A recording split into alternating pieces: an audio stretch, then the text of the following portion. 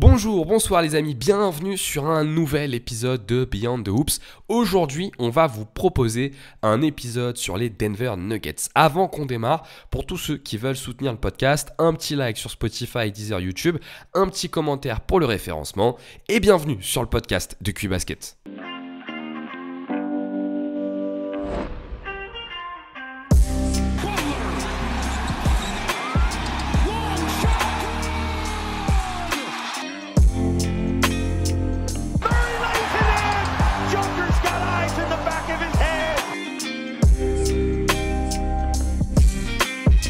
Mitchell has his head up, takes a look for feet. Oh my!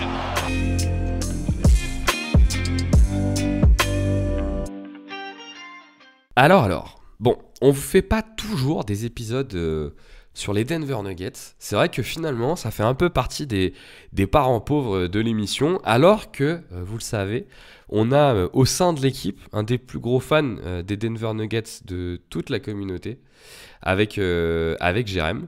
Et donc, évidemment, pour vous parler des Denver Nuggets, on est avec Jérém. Salut Jérém, ça va ? Écoute, ça va. Malgré nos difficultés pour lancer cet enregistrement, on est là. Soyons honnêtes, Jérém, je pense qu'on n'a jamais eu autant de difficultés pour lancer un enregistrement qu'aujourd'hui.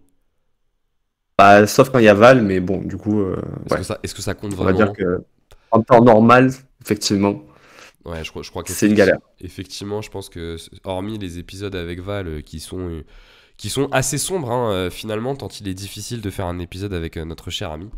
Généralement, ça fonctionne plutôt pas mal. Bon, Jérém, est-ce que tu es content qu'on puisse parler de Denver aujourd'hui ? Je sais pas. Non, en vrai, moi, ce début de saison me laisse extrêmement dubitatif de pouvoir en parler. Et du coup, écoute, on va voir comment ça tourne cet épisode, mais là, comme ça, je me tâte. Ouais, c'est vrai que le début de saison de Denver est un peu paradoxal. Parce que d'un côté, tu as, d'un point de vue purement bilan, bah, c'est pas trop mal finalement. Ils sont à quoi ? Je crois qu'ils sont à 8 victoires pour 3 défaites au moment où on tourne l'enregistrement. 7-4. Ils sont à 7-4. Ils sont à 7-4 au moment où on Ouais. tourne l'enregistrement. Ce qui est plutôt pas mal, mais on voit qu'il y a pas mal de problématiques structurelles dans l'effectif et que ça pose question pour la suite de la saison. Et le but, c'était un petit peu de l'aborder. Donc, l'idée, c'était qu'on puisse vous faire un retour un peu sur l'été qu'il y a eu à Denver. Mais au-delà de l'été, c'est ce qu'on pouvait attendre suite au départ et au début de la nouvelle saison. Et après, d'aller regarder un petit peu dans le détail ce qui se passe. Et pourquoi, Jérém d'ailleurs vous le dit, il est un peu dubitatif et pourquoi on peut être un peu dubitatif sur l'avancée de leur saison. On parle là-dessus, Jérém ? C'est ce qu'on s'était dit de toute façon. Ah, écoute, oui, partons sur le plan. Partons sur le plan, effectivement.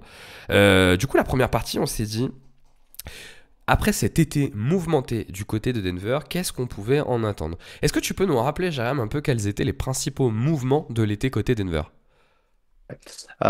L'été de Denver a commencé après une campagne de playoffs qui était, je pense, quand même globalement une déception.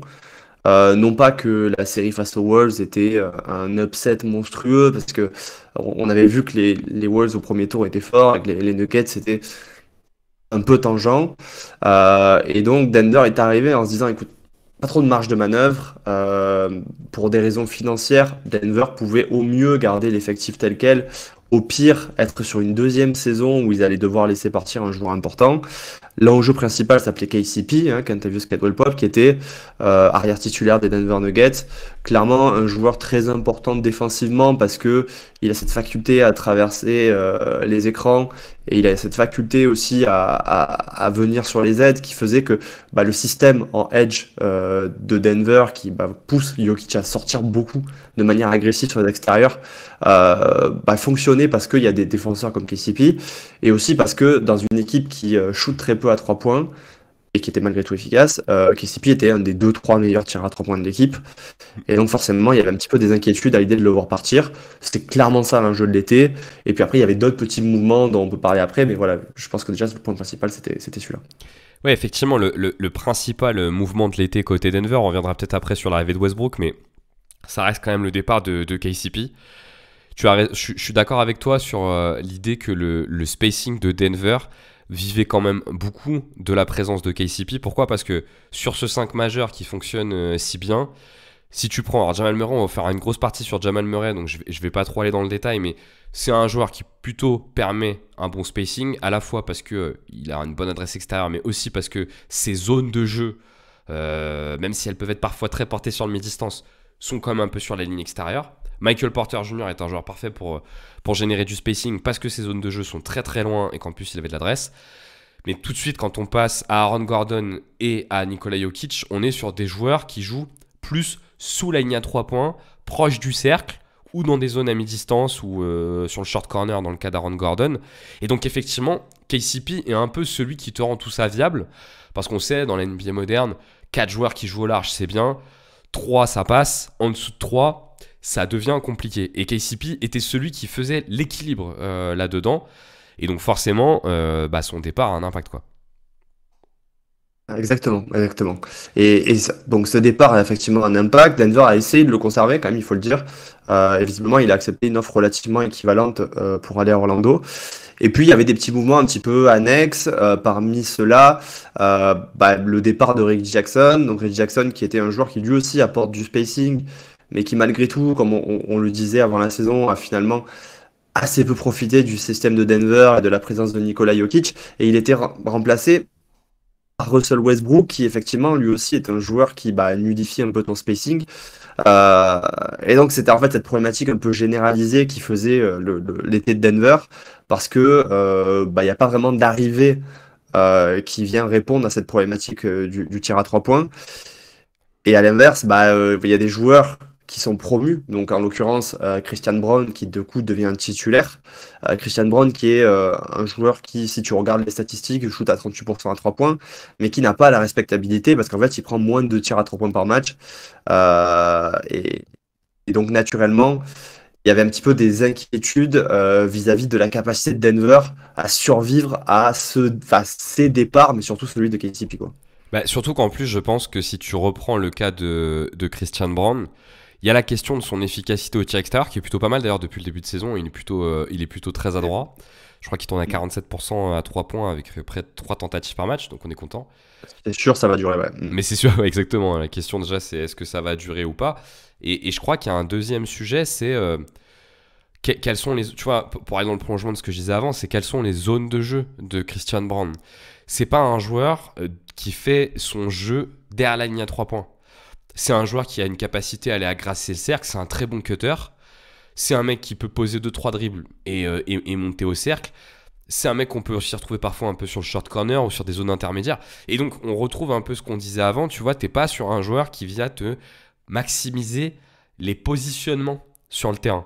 Et donc, c'est la principale différence avec KCP.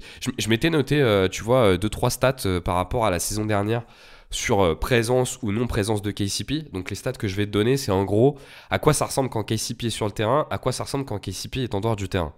C'est des stats que j'aime bien, ça permet de voir un peu à quoi ressemble le jeu quand un mec n'est pas là.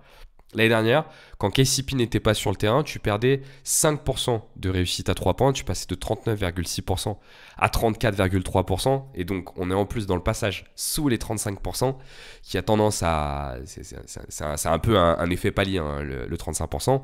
Et généralement, quand on a ce problème de spacing extérieur, forcément, ça se ressent sur l'adresse au cercle. L'adresse au cercle, quand KCP était là, elle était à 67,3%, et elle descendait à 61,9% quand il n'était pas sur le terrain. Donc là, typiquement, comment on peut le traduire, enfin comment on peut l'interpréter? On peut l'interpréter par moins de respectabilité sur les shooters, donc une défense qui se condense plus sur l'intérieur. Et donc, non seulement tu perds sur ta qualité de tir extérieur, mais quand tu perds sur ta qualité de tir extérieur, tu perds aussi sur ta capacité à aller attaquer le cercle.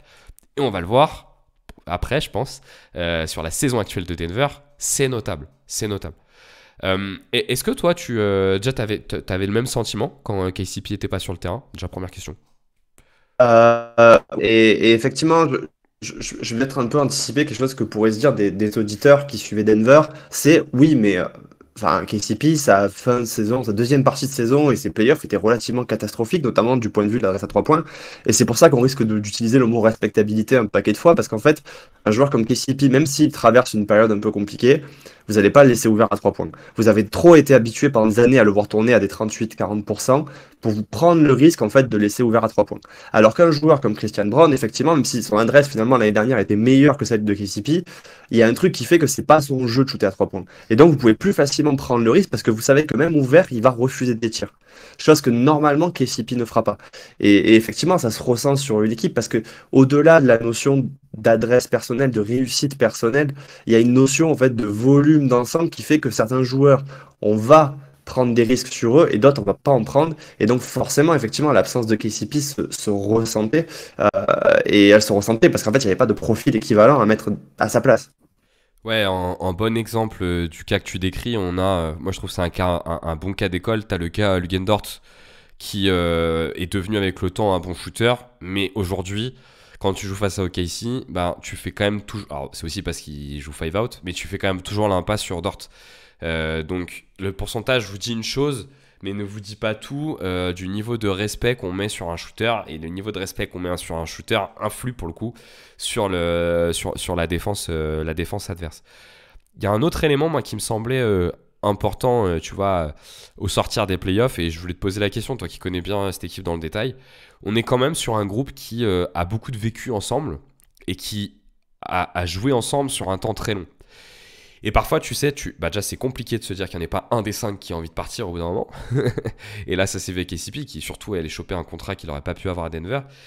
Mais est-ce que toi, tu sentais une forme, je sais pas, une forme d'usure un petit peu dans le groupe? C'est difficile à dire. J'ai l'impression que Denver, c'est une équipe qui sait jouer ensemble. Moi, ce qui m'inquiétait la saison dernière, c'est que Denver gagnait beaucoup de matchs, hein. Ils ont un record en termes de bilan, mais ils gagnaient des matchs avec très très peu de marge en fait, je trouve. Il y avait énormément de matchs qui étaient gagnés dans le clutch, et même si en tant que grosse équipe, tu avais effectivement des matchs un peu à sens unique contre des équipes plus faibles, tu avais quand même beaucoup de rencontres même contre des équipes plus faibles qui se terminaient dans le clutch, et je trouvais que c'était un élément un peu inquiétant parce que ça prouve que ton équipe a peu de marge, et effectivement je pense que ça représentait cette idée de Denver. Est-ce qu'il y a une usure de jouer ensemble? Je sais pas, d'autant que finalement KCP c'est celui qui était arrivé en dernier, hein. Dans les 5 par exemple, effectivement Murray, MPJ et Jokic ont tous été draftés à Denver. En revanche, Aaron Grant est arrivé il y a 4 ans et quelques maintenant, et KCP est arrivé juste 2 étés plus tôt. Donc, je ne sais pas pourquoi il est parti. Je ne sais pas si c'est une question de contrat, parce que Denver a laissé sous-entendre qu'il avait proposé la même chose que ce que Orlando a proposé. Est-ce que c'est vrai ou faux? Franchement, on n'en sait rien. Est-ce qu'il y avait une usure? Je sais pas. J'ai l'impression que KCP était en tout cas en dedans sur la deuxième partie de saison l'an passé, et que ça l'a peut-être poussé à partir. Honnêtement, compliqué à dire, Ouais, mais c'est toujours dur à dire, ouais. compliqué à dire, mais en tout cas, bon, Denver avait quand même la tête d'une équipe qui avait l'air d'avoir, on va dire, un vestiaire plutôt sain. C'est tout ce que je peux en dire de l'extérieur, donc bon, voilà. Sachant que on a vu les déclarations du GM qui a quand même clairement signifié qu'il comptait sur les jeunes qui sont en train de progresser.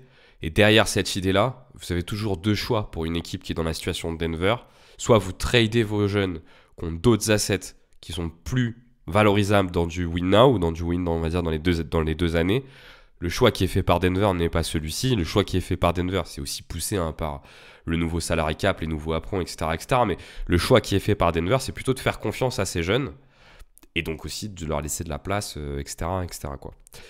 Je pense qu'il y a effectivement une part de culture là-dessus, c'est-à-dire le fait que Calvin Booth soit assez fier des joueurs qu'il a draftés et a envie de continuer avec eux. Et il y a un élément qui effectivement fait partie de l'intersaison de Denver, et notamment du propriétaire qui était intervenu en disant que effectivement ce nouveau CBA c'était quelque chose qui les affectait beaucoup, et qui les affectait beaucoup d'une manière qui leur semblait un peu injuste, dans la mesure où ils avaient construit cet effectif avec des règles, et que les règles avaient été changées soudainement, et que effectivement ça a impacté leur capacité à maintenir le groupe au complet, et même à le faire progresser en fait. Donc effectivement, voilà, cette notion d'apprendre, on a beaucoup parlé cet été, notamment en septembre, en faisant des bilans d'intersaison. Clairement, il a impacté Denver, et on imagine qu'ils auraient fait d'autres choix dans des circonstances différentes, quoi. Du coup, tu arrives à l'été avec les questions qui se posent sur ton spacing, aussi sur ta défense du point d'attaque, parce que KCP était ta défense du point d'attaque, mais là-dessus, Christian Braun a l'air d'être plutôt très performant. En plus, ils ont globalement réussi à trouver dans le temps une façon de jouer avec Jokic en défense qui, à minima, pour la saison est viable. Donc, tu as moins cette question-là. Mais donc, la vraie question que tu te poses quand tu arrives à l'été, c'est la question de ton spacing et de comment tu arrives à... je sais pas si c'est maximiser ton spacing ou si c'est le rendre viable, mais il y a un truc un peu entre les deux, quoi. En tout cas, à faire quelque chose avec cette situation sur ton spacing. L'année dernière, Denver, c'était la 12e équipe à l'adresse extérieure, si je dis pas de bêtises, si mes stats sont bonnes. Sachant que sur la deuxième partie de saison, tu as, je sais pas dans quelle mesure ça a impacté, mais en tout cas sur ton 5 majeur, ton spacing était quand même aussi fortement renforcé par l'adresse de Michael Porter Jr., qui fait une deuxième partie de saison qui est magnifique, et notamment une vingtaine de derniers matchs qui sont franchement extraordinaires. J'avais regardé quand on avait fait les podcasts, je crois qu'il était à 47 ou 48% sur les 20 derniers matchs de la saison à 3 points. Enfin, il était injouable sur la deuxième partie de saison, Michael Porter Jr. Ouais, alors après, honnêtement, bon, s'il y a un truc sur lequel il faut reconnaître à MPJ qu'il est absolument phénoménal, c'est sur ce shoot à 3 points. Je pense sincèrement que c'est le meilleur shooter à 3 points de la ligue sur tout ce qui est spot-up, catch and shoot. Il est absolument létal. C'est assez fréquent de le voir faire des morceaux de saison au-dessus des 45%, avec des volumes très importants en plus. Donc là-dessus, pas vraiment étonné. Il a été très bon, effectivement. Il a été aussi très bon d'ailleurs au début des playoffs. Le premier tour face aux Lakers et la première partie de série contre les Wolves. Donc là-dessus, je m'attends à ce qu'il puisse faire la même chose encore cette saison, c'est-à-dire avoir encore des stretches de matchs assez impressionnants. Et pour le coup, comme on disait, ça compensait aussi le fait qu'il y ait d'autres joueurs qui sont un peu dans le dur, à savoir à la fois effectivement KCP, mais aussi Jokic qui a fait une saison assez compliquée quand même au tir longue distance l'année dernière, quoi. Ouais, tout à fait. Et donc, dans le prolongement de ça, les assets qui sont ajoutés pour pouvoir venir renforcer cette équipe, moi je les ai mis en deux catégories. Il y a la catégorie des recrutements internes et la catégorie des recrutements externes. On est d'accord là-dessus? Sur les recrutements internes, en gros, c'est l'idée de promouvoir Julian Strawther et j'ai oublié le prénom de Tyson. C'est quoi le prénom de Tyson déjà? Hunter. Hunter Tyson, c'est? Putain, alors vraiment, celui-là, Ouais, c'est ça. Ouais, il est pas gâté, ouais. Pas gâté, ouais. Et compter sur le retour de Nadji, de Zeki Nadji. Globalement, le recrutement interne, c'est celui-ci. 3 joueurs qui sont des joueurs plutôt portés vers l'intérieur, sauf pour Julian Strawther, qui est on va dire un driver, shooter, mais qui est surtout un joueur pas complètement prêt, je pense, pour le niveau que demande Denver. Je sais pas quel avis toi t'as sur Strawther. Alors, l'année dernière, on l'a peu vu, on l'a vu pas mal en début de saison. Après, il s'est blessé et puis il est pas revenu dans la rotation. Moi, c'est un joueur que je voulais voir jouer beaucoup plus cette saison. Je pense que s'il y a un joueur qui peut effectivement aider Denver à se débloquer ce problème du 3 points et qui était déjà dans l'effectif, c'est lui. Il a à la fois, je trouve, une gestuelle qui te laisse penser que ça va être un bon shooter et une volonté de shooter qui est pas dans l'hésitation et qu'on peut trouver des fois chez certains joueurs et notamment par exemple Christian Brown qui est pas un joueur qui va naturellement shooter à haut volume, même qu'on pouvait trouver chez KCP aussi qui avait tendance à refuser des tirs. Effectivement, Julian Strawther visiblement il a pas trop de conscience de ça et lui il shoot. Donc moi j'étais assez, en tout cas je voulais qu'il joue plus, donc là-dessus assez satisfait. Maintenant c'est clair que ça aurait été de bon goût je pense d'avoir une option de vétéran au cas où ça se passait mal, quoi. Ouais, il a aussi des qualités athlétiques qui devraient lui permettre d'être un plutôt bon driver. Il a des très longs segments, une vraie capacité, tu sais, à aller chercher loin ses pas et à emmener loin ses bras sur les drives. C'est vrai que sur le papier, Julian Strawther, il est assez kiffant, quoi. Tu arrives à te projeter à 3-4 ans avec un joueur accompli. Il a un peu, tu vois, je trouve les qualités et les défauts que peut avoir André Jackson qui joue aux Bucks.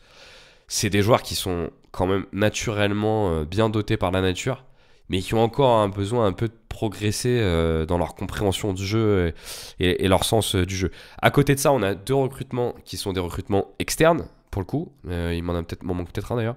Le premier, c'est Russell Westbrook, et le deuxième, c'est Dario Saric. D'ailleurs, on peut imaginer que les recrutements sont faits un peu ensemble, parce que Saric sort d'une saison Warriors, où il a été le partenaire pick en sortie de bande de Chris Paul, et on les a vus spammer le pick and pop et que c'était plutôt fonctionnel parce que Saric là-dessus il est plutôt intéressant.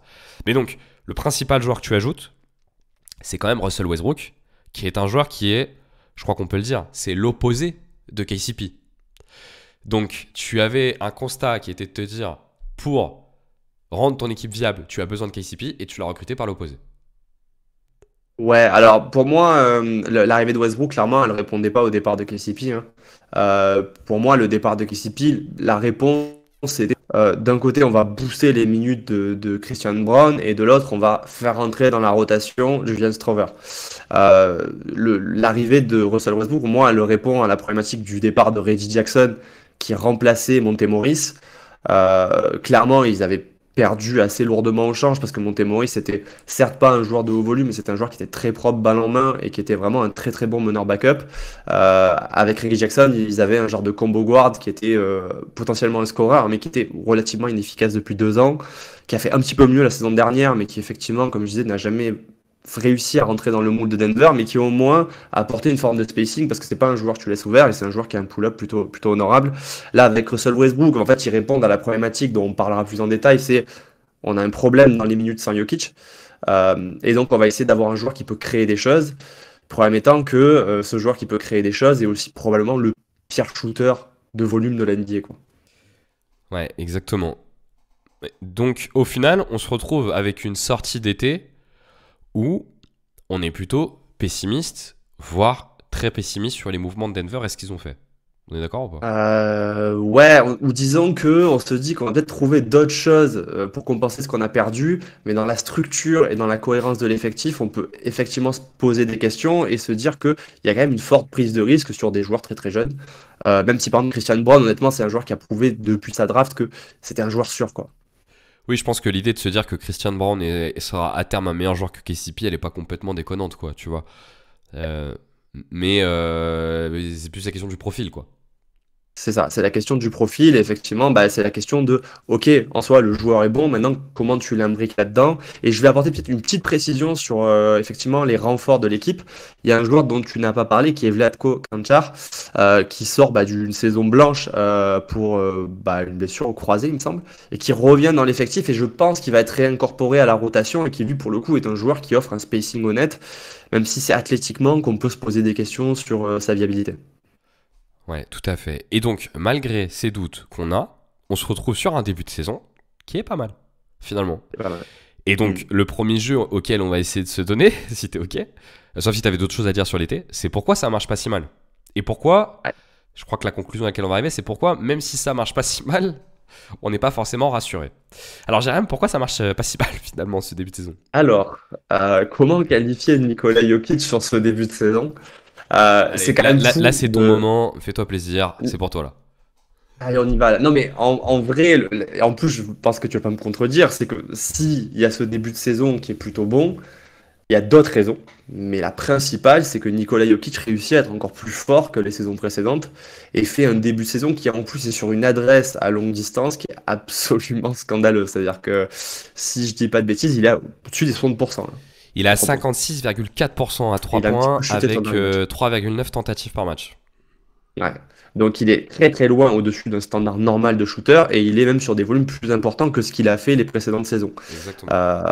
Voilà. Donc du coup effectivement ça booste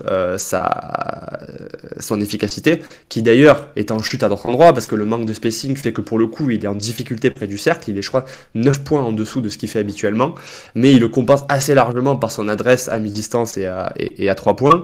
Et en plus de ça de ce qu'il fait sur la création et sur le rebond. C'est une folie, quoi. Surtout sur la création, je trouve, sur ce début de saison, quoi. Ouais, moi je suis d'accord avec toi. C'est moi ce que je trouve vraiment impressionnant avec Jokic sur le début de saison, c'est quand même la capacité qu'il a à combler les manques, en fait, et à combler les manques structurels de cette équipe. Et c'est là qu'on voit que Jokic est un joueur absolument fabuleux. C'est qu'à un moment donné, la capacité qu'a ce mec à se dire, ok, donc le besoin de mon équipe, il est ici et il est pas ailleurs. Et du coup, je m'applique particulièrement là-dessus et particulièrement fort. Je trouve aussi qu'il a un investissement de tout instant, tu vois. On l'a pas toujours vu comme ça sur des débuts de saison. Et pour moi, ça traduit aussi le fait qu'il sente une forme d'urgence et Ouais. le besoin de surtout pas se planter sur le début de saison au risque que ça devienne irrattrapable. Et d'ailleurs, on l'a vu faire des déclats récemment. Alors, il l'a fait pendant l'été, il l'a fait à la fin de l'été, disant qu'il y avait un problème de spacing, un problème de shoot. Mais moi, je sens aussi, tu vois, ce truc-là sur l'investissement de tout instant, quoi, tu vois.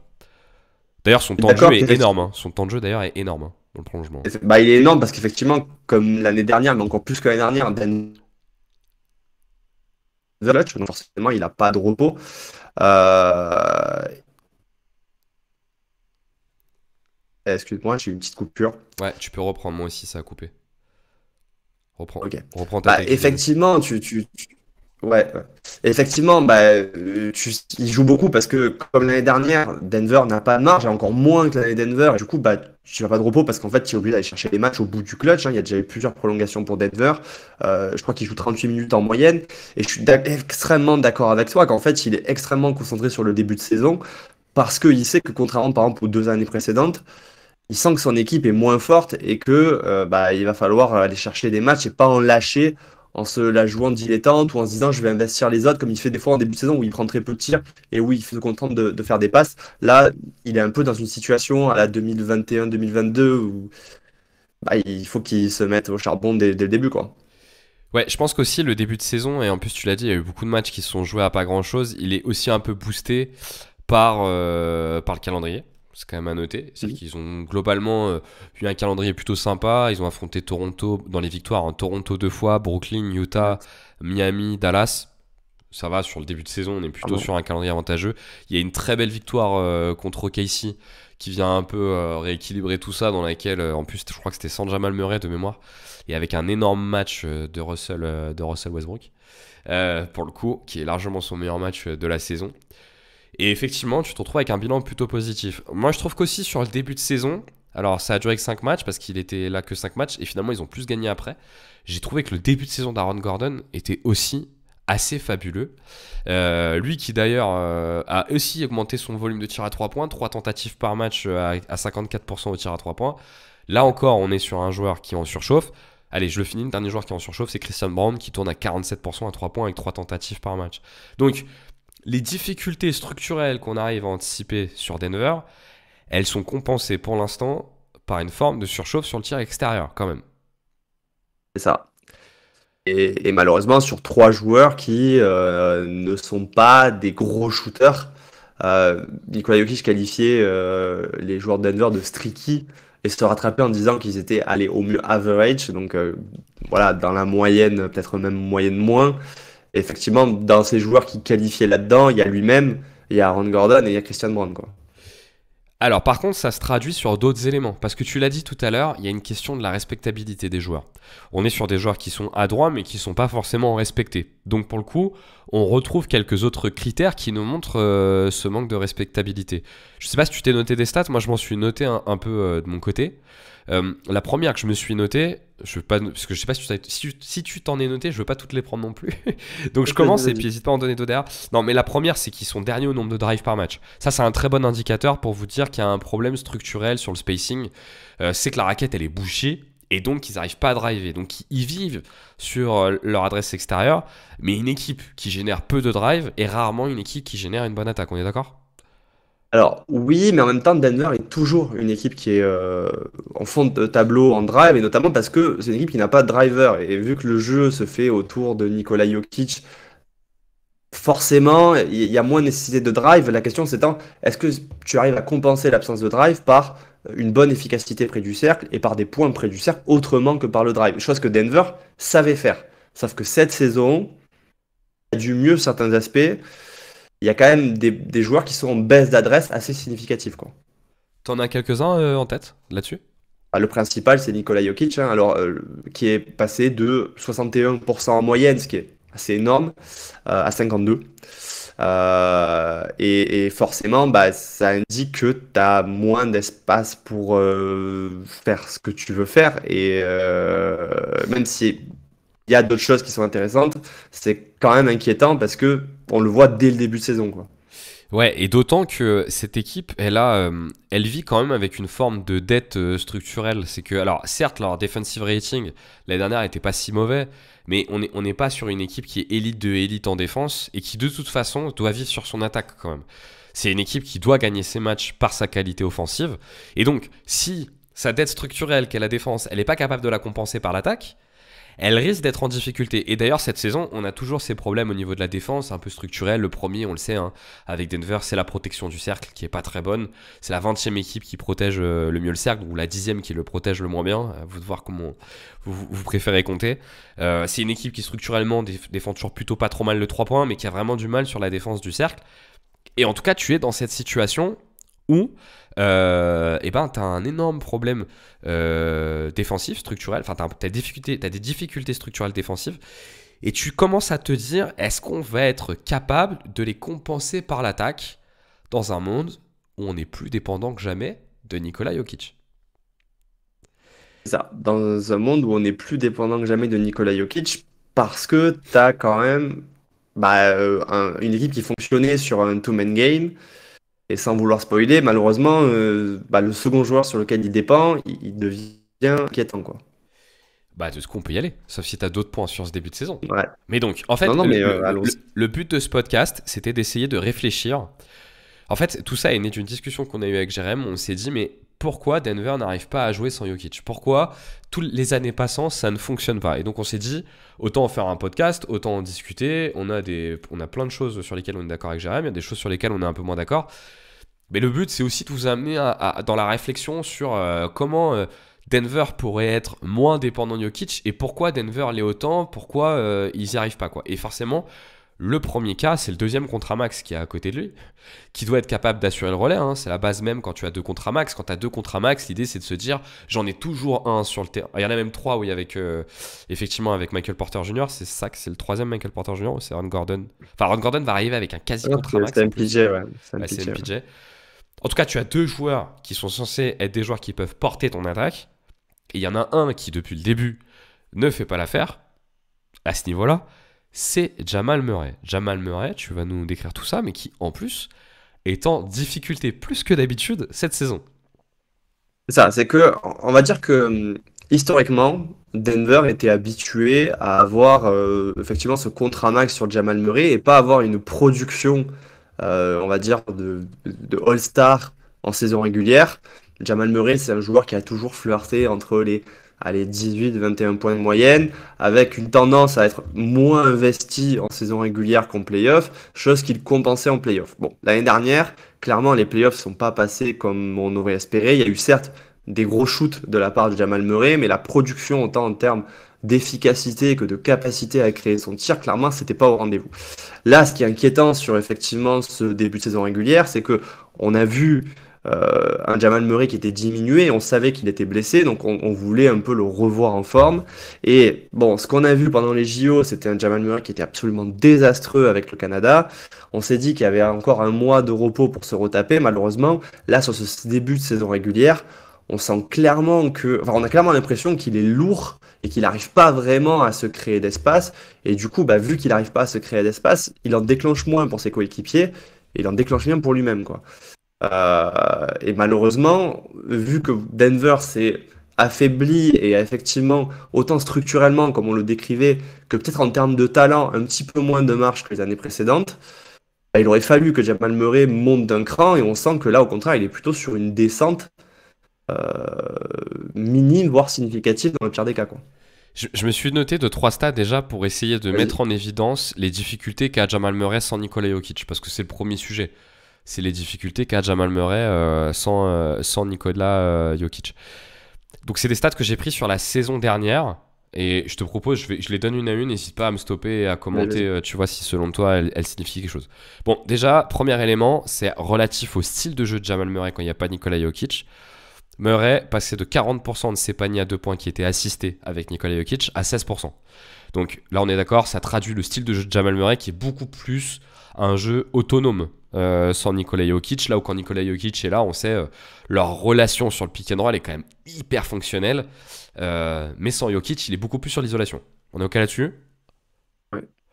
Deuxième stat que je me suis noté, la perte d'efficacité sur le tir à 3 points. Avec Nikola Jokic, il était à 43,9%. La saison dernière, il passait à 37% sans Nikola Jokic, donc en gros de 44 à 37%. Là, ça traduit pour moi une fois de plus le style de jeu de Jamal Murray qui passe beaucoup plus par l'isolation et par des tough shots que par essayer de générer des bons tirs. Pour moi, c'est comme ça que je la traduis cette baisse.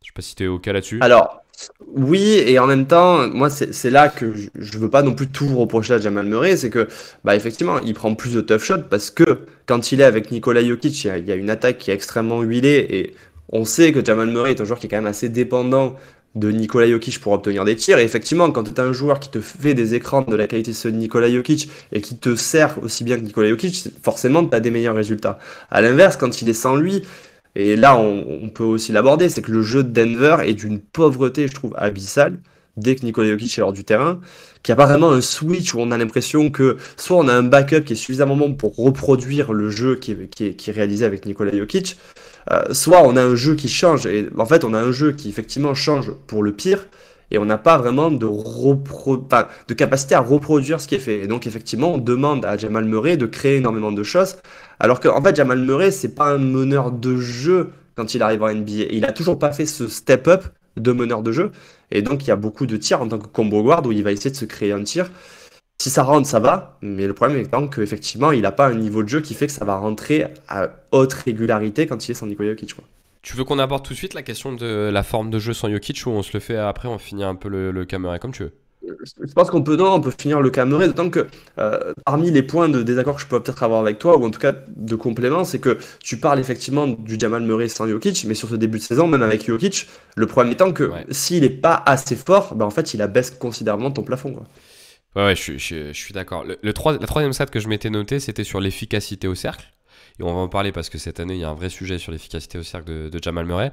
Avec Jokic, c'est 63% d'efficacité au cercle. Sans lui, c'est 53% d'efficacité au cercle. Donc moins 10% quand même. C'est énorme. Je pense que ça s'explique beaucoup par le backup de Nikola Jokic pour le coup. Murray n'est pas un joueur non plus qui est extrêmement fort, on viendra dessus, mais qui n'est pas non plus extrêmement fort sur l'attaque de cercle. Il est plutôt de bonne finition, mais il n'a pas le coup de rein, tu vois, qui lui permet de passer. Le backup de Jokic l'année dernière, c'était plutôt DeAndre Jordan, souvent, ou Aaron Gordon qui jouait poste 5. Et donc là, l'accès au cercle est un peu bouché, et donc tu as besoin d'avoir un joueur qui excelle dans l'accès au cercle pour pouvoir avoir de l'efficacité, ce qui n'est pas le cas de Murray, on est d'accord ou pas? Et ce qui est malheureusement jamais le cas à Denver, en fait. C'est-à-dire que une des choses aussi qu'on peut dire sur Jamal Murray, c'est que effectivement, souvent ce qui se passait, ce qui se passe à Denver depuis que Mike Malone a compris que c'était sa seule solution, c'est que à partir du moment où Nikola Jokic sort du terrain, pendant des années, il passait sur en gros 5 remplaçants d'un coup, et puis maintenant il essaye en fait de garder un maximum de titulaires. Et effectivement, ce qui s'est passé pendant les playoffs où Denver est champion, c'est que Denver a découvert un peu cette raquette à base d'ailier intérieur avec Aaron Gordon et Jeff Green à l'époque, et que depuis il essaye de le reproduire avec Aaron Gordon, Peyton Watson, et puis de temps en temps il fait des petits tests où il met DeAndre Jordan, où il va mettre Zignaji quand il est là, ce qui est pas très fréquent. Euh, et effectivement, Jamal Murray, il est associé aussi des fois à d'autres guards. Donc, on a eu Monte Morris à l'époque, ce qui marchait plutôt pas mal. On a eu Reggie Jackson l'année dernière. On avait Bruce Brown quand il y avait Bruce Brown, ce qui marchait très bien. Mais donc, on essayait aussi de le mettre des fois avec des joueurs qui allaient créer pour lui, pour pas que non plus il soit systématiquement dans la création. Mais comme tu dis, malheureusement, c'est pas sa qualité principale et c'est difficile de lui en vouloir parce que ça a jamais été sa qualité. Lui, à la base, c'est un combo guard qui était un excellent shooter. Et du coup, Denver lui demande d'être dans ce rôle un peu d'agresseur. Il est obligé d'aller vers la raquette parce qu'il est obligé de créer des décalages tu vois, en créant de la paint touches. Donc, vu qu'il n'y a pas de système, bah, ces paint touches, il faut qu'il les crée en fait balle en main, quoi. Et c'est pas trop sa qualité.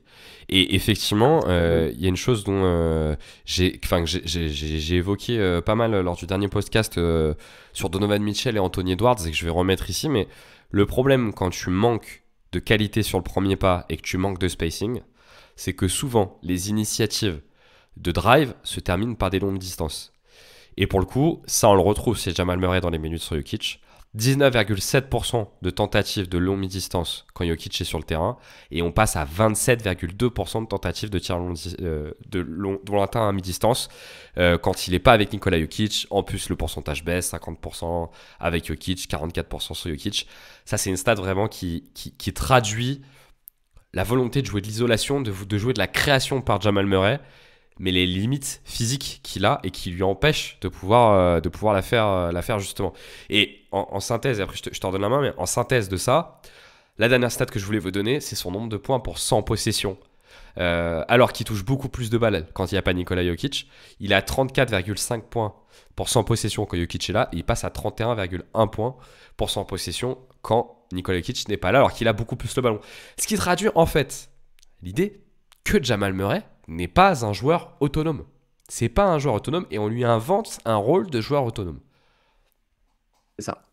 Alors, pour compléter ce que je disais, effectivement, sur la notion de shoot qui ne finissent pas du coup vers la raquette et qui vont du coup être soit des tirs à mi-distance, soit des tirs à 3 points, je pense que le point principal de Jamal Murray et la force principale de Jamal Murray, c'est que il est dans la définition des tough shot makers, c'est-à-dire qu'il est capable de rentrer des tirs compliqués et des fois des tirs qui paraissent même insensés. Et là, effectivement, une des difficultés qu'il rencontre depuis là, peut-être 6-8 mois, c'est qu'il n'arrive plus à rentrer ces tirs-là et qu'il en génère beaucoup moins aussi en volume. Et donc, il est effectivement coincé dans ce registre qui lui correspond pas, avec un banc qui malheureusement n'a pas d'autres créateurs. Et on touche peut-être à la principale raison qui a fait venir Russell Westbrook, c'était de se dire comment on fait pour avoir un minimum qui peut prendre la balle et effectivement créer en fait des actions dans la raquette et essayer finalement aussi de débarrasser un peu Jamal Murray de quelques actions de ce registre, quoi. Oui, parce que les tough shots, ça peut être ça peut marcher pour certaines séquences, mais c'est pas un système. Les tough shots, c'est pas un système rentable en tout cas. Et effectivement, on peut parfois avoir la sensation que sans Nikola Jokic, le système c'est les tough shots de Jamal Murray, quoi. Et donc ça se traduit forcément dans le on-off de Nikola Jokic. Qui, on le sait, hein, est extraordinaire. Je crois on est, c'est quoi, tu dois le connaître mieux que moi, mais on est à plus 10 en gros quand il est sur le terrain, on est à moins 8 quand il sort, quoi, c'est ça, je crois de mémoire. Ouais, mais sur le début de saison, on est à un truc insensé. Je crois qu'on est sur du plus 21. D'écart, on est sur 21 d'écart, ouais. Ouais, on est sur 21 d'écart, ouais. Ce qui fait beaucoup, parce qu'en plus, effectivement, tu l'as dit, mais Jamal Murray a des problèmes cette saison qui sont renforcés. Ces JO quand même ont montré à quel point physiquement il était en difficulté. Et on n'a pas l'impression que ça soit réglé. Donc il est passé de 21 points par match à 18 points par match. Il est sous les 40% de réussite au tir, sous les 32% de réussite à 3 points. Donc il est vraiment en grande difficulté. Alors que finalement, le profil de ses tirs n'a pas tant changé que ça. Moi je me suis noté deux choses qui m'ont marqué sur son début de saison, sur les difficultés qu'il a. La première, c'est que je pense sincèrement qu'il souffre du manque de spacing qui s'accentue encore. Et donc son efficacité au cercle, lui, il est très très dépendant de la qualité du spacing pour l'efficacité au cercle. À l'inverse, tu vois, tous les joueurs sont dépendants de ça, mais à l'inverse d'un Kyrie Irving, par exemple, qui a les outils pour survivre malgré un mauvais spacing, Jamal Murray, c'est pas son cas. Donc forcément, si le spacing est très mauvais, sa qualité au cercle va baisser. Il est passé de 55% d'efficacité au cercle à 48% cette saison. 48%, c'est vraiment bas quand même. Donc là, on est sur un gros problème structurel. Et moi, je trouve qu'il y a un autre élément que je vois, mais je sais pas si tu le sens, c'est ça n'a jamais été un joueur qui passait beaucoup l'épaule, mais il ne passe plus jamais l'épaule. Il a une difficulté à passer les... Je le trouve pas si mauvais que ça là, sur la finition en soi, hein. C'est pas un mec qui a des mauvais mains proche du cercle, mais il ne passe plus du tout l'épaule, quoi.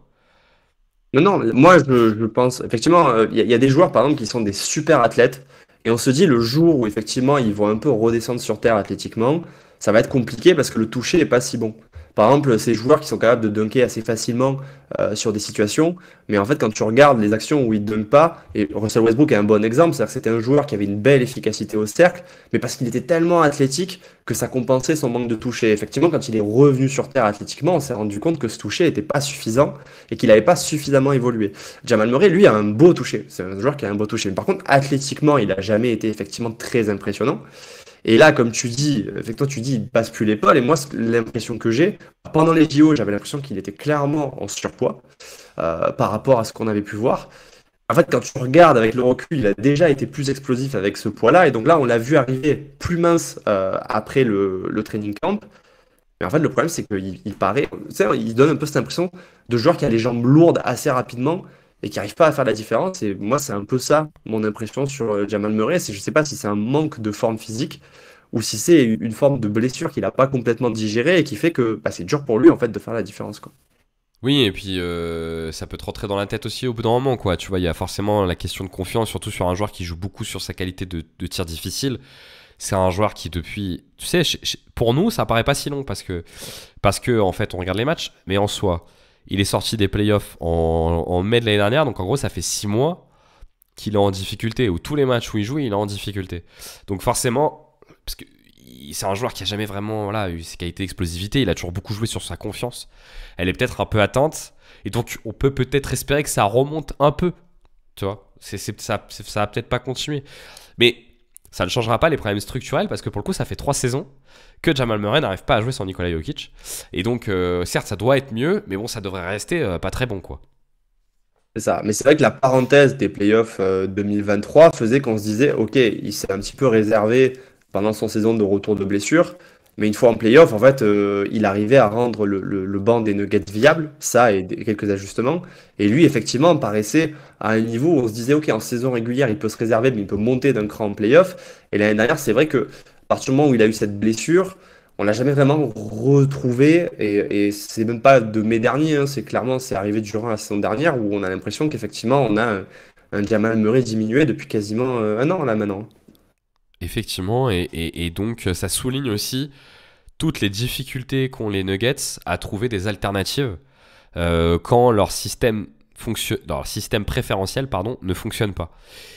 Et donc, Exactement. on en vient un peu à la troisième partie du podcast, mon cher Jérém, qui est de se dire pourquoi est-ce que Denver n'y arrive pas à ce point sans Nikola Jokic. Et là, je te laisse la main.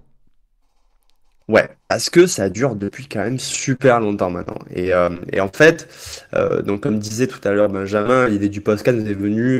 Je sais pas si c'était un débat ou si c'était un débat avec moi-même où j'engueulais Benjamin pour pas être d'accord avec moi. Mais en gros, c'est cette sensation que ça fait des années que Denver n'arrive pas à jouer sans Nikola Jokic. Que pour moi, la seule période où Mike Malone avait arrivé à peu près à s'en sortir, c'est l'époque où Denver était encore une équipe très jeune, qui avait du coup énormément de jeunes joueurs draftés et qui pouvait se permettre de faire sortir 5 titulaires et d'avoir quand même une équipe assez talentueuse. Mais depuis cette période où Denver n'a plus un excès de densité en termes de talent, les Nuggets sont généralement sur du -7 à -20, -25 sans Nikola Jokic. Et c'est vrai qu'il y a deux problèmes. Il y a le problème du résultat, qui est effectivement assez frustrant, mais il y a aussi le problème du manque de volonté de proposer quelque chose de mieux et qui, moi, me perturbe beaucoup. C'est que depuis le transfert de Mason Plumlee ou le départ de Mason Plumlee, qui permettait un peu de reproduire ce que Nikola Jokic proposait dans une version plus cheap, mais face à des bancs adverses, donc qui étaient aussi moins forts, Denver est incapable de produire un jeu qui ressemble à quelque chose. Et c'est effectivement, malheureusement, beaucoup de pick and roll très simples avec très peu de mouvements off-ball, et donc beaucoup de hero ball qui s'enchaînent. Et c'est vrai que ma grande frustration en tant que fan, c'est de se dire, voilà, cette équipe de Denver a la même structure depuis quasiment 10 ans. Mike Malone est là depuis 9 ou 10 ans. Et malheureusement, il n'a toujours pas trouvé de réponse, ou en tout cas une proposition offensive qui permet de se dire, ok, Nikola Jokic n'est plus sur le terrain, il faut qu'on joue autrement. Alors, Et peut-être que c'est pas possible, mais bon. je pense que c'est la première question qu'on peut essayer de se poser, tu vois. C'est de se dire, est-ce que ce constat qu'on fait avec Nikola Jokic, est-ce que en fait il se confirme avec d'autres équipes ou avec d'autres joueurs si spécifiques? Parce que Nikola Jokic est un joueur qui développe, effectivement c'est un joueur héliocentrique, c'est un joueur système aussi, hein. On se rappelle de James Harden qui disait le système c'est moi, un peu comme Jean-Luc Mélenchon aurait pu nous dire la République c'est moi, mais Nikola Jokic le clame pas si haut et fort, mais le constat c'est le même, c'est que Nikola Jokic c'est clairement un joueur système. On peut prendre aussi LeBron James. LeBron James est un joueur système. Ils sont pas si courants que ça, ces joueurs système qui sont si forts que ça. Et donc, ce qu'on peut essayer de regarder, c'est comparativement, est-ce qu'on a le même phénomène avec ces joueurs-là? Je te prends l'exemple des Cavs. On dit que les Cavs, époque LeBron James, souvent on dit que la meilleure saison, c'est la 2016-2017.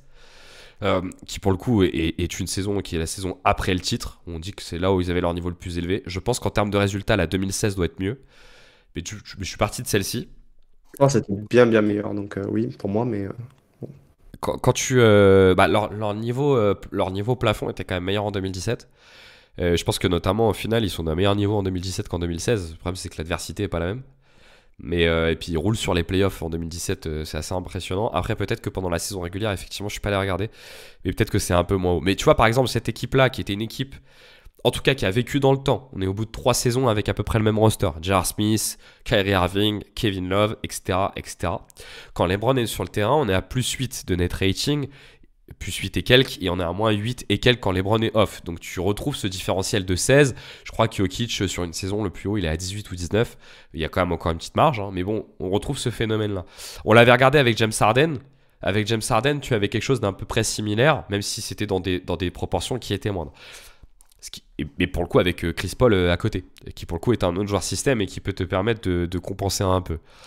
Moi, je pense que quand tu as ce profil de joueur-là, le style de jeu est tellement particulier que forcément, quand le joueur sort, tu es face à une espèce de point mort, tu vois, de trou noir. Tu sais plus exactement comment jouer.